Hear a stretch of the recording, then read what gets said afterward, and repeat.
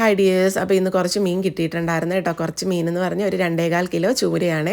എന്നാൽ പിന്നെ അച്ചാർ ഇട്ടേക്കാമെന്ന് വിചാരിച്ചു. അപ്പോൾ അത് ചെറിയ കഷ്ണങ്ങളാക്കി കട്ട് ചെയ്തെടുത്തിട്ടുണ്ട്. എന്നിട്ട് നമ്മളതിലേക്ക് ആവശ്യത്തിന് കുരുമുളക് പൊടി, ഒരല്പം മഞ്ഞൾപ്പൊടി, മുളക് പൊടി, ഉപ്പ്, കുറച്ച് വെളിച്ചെണ്ണ എന്നിവ ചേർത്ത് കൈകൊണ്ട് നന്നായിട്ട് മിക്സ് ചെയ്ത് വെച്ചിട്ടുണ്ട് കേട്ടോ. ഈ വെളിച്ചെണ്ണ ചേർക്കുന്നത് കൊണ്ട് തന്നെ ഈ മസാല മീനിൽ നന്നായിട്ട് പിടിച്ചിരിക്കും.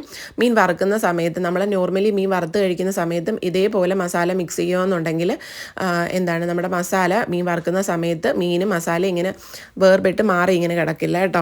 അപ്പം ഈ മീനൊക്കെ വറുക്കുന്ന സമയത്ത് ഒരു ടേസ്റ്റ് കുറവായിരിക്കും. ഇങ്ങനെ എല്ലാവരും ഒന്ന് ട്രൈ ചെയ്ത് നോക്കണേ. അപ്പോൾ അതേ ഞാൻ വെളിച്ചെണ്ണ ഒഴിച്ച് അത് ചൂടാവാനായിട്ട് വെച്ചു. വെളിച്ചെണ്ണ നന്നായിട്ട് ചൂടായി കഴിയുമ്പോൾ നമ്മൾ അതിലേക്ക് കുറച്ച് കറിവേപ്പില ഇട്ട് കൊടുക്കുന്നുണ്ട്. എന്നിട്ട് മീനെല്ലാം ഇതിലിട്ട് വറുത്ത് ഊരി എടുക്കുവാണേ. മീൻ വറുക്കുമ്പോൾ ശ്രദ്ധിക്കുക, മീൻ ഒരുപാട് മൂത്ത് പോവരുത്, ഒരുപാട് ക്രിസ്പിയായി പോവാതെ കുറച്ച് സോഫ്റ്റായിട്ട് വറുത്തെടുക്കുക. കാരണം നമ്മൾ അച്ചാർ കഴിക്കുന്ന സമയത്ത് ഒരുപാട് അങ്ങ് ക്രിസ്പിയായി കഴിഞ്ഞാൽ മീൻ ഭയങ്കര ഹാർഡായിട്ടിരിക്കും കേട്ടോ, ഒരു ടേസ്റ്റും ഉണ്ടാവില്ല. അപ്പം ആദ്യമേ എല്ലാവരോടും പറയാം, എൻ്റെ വീഡിയോ ഇഷ്ടപ്പെട്ടാൽ എല്ലാവരും ലൈക്ക് ഷെയറും കമൻറ്റും ചെയ്യുക, ചാനൽ സബ്സ്ക്രൈബ് ചെയ്ത് സപ്പോർട്ടും കൂടി ചെയ്യുക. തൊട്ടടുത്തുള്ള ബെല്ലൈക്കൺ ക്ലിക്ക് ചെയ്ത് അതിലെ ഓൾ എന്നുള്ള ഓപ്ഷൻ സെലക്ട് ചെയ്താൽ ഞാനിടുന്ന വീഡിയോസിൻ്റെ നോട്ടിഫിക്കേഷൻ നിങ്ങൾക്ക് വരുന്നതായിരിക്കും കേട്ടോ. അപ്പോൾ അതേ ഞാൻ മീനെല്ലാം വറുത്തെടുത്ത് കഴിഞ്ഞു. നമ്മുടെ വെളുത്തുള്ളി അരിഞ്ഞ് വെച്ചിട്ടുണ്ട്.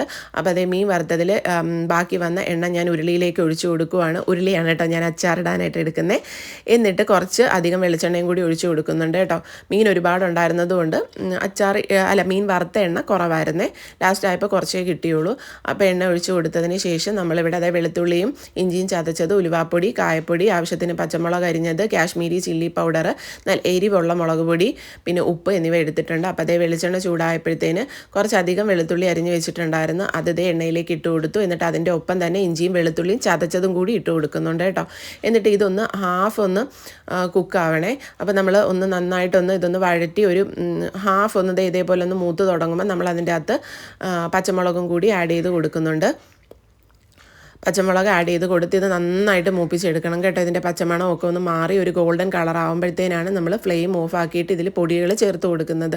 ഫ്ലെയിം ഓഫ് ആക്കിയതിന് ശേഷം നമ്മൾ ഇതിലേക്ക് ഒരു 5 ടേബിൾ സ്പൂണ് കാശ്മീരി ചില്ലി പൗഡറും ഒരു 2 ടേബിൾ സ്പൂണ് നല്ല എരിവുള്ള മുളക് പൊടി ഇട്ട് കൊടുക്കുന്നുണ്ട്. പിന്നെ കായപ്പൊടി, ഉപ്പിട്ട് കൊടുക്കുന്നുണ്ട്. പിന്നെ നമ്മുടെ ഉലുവാപ്പൊടി ഇട്ട് കൊടുക്കുന്നുണ്ട് കേട്ടോ. ഉലുവാപ്പൊടി ഒരു അല്പം മഞ്ഞൾപ്പൊടിയും കൂടി ഇട്ട് കൊടുക്കുന്നുണ്ട്. 1/4 ടേബിൾ സ്പൂണ് മഞ്ഞൾപ്പൊടിയാണ് ഇട്ട് കൊടുത്തത്.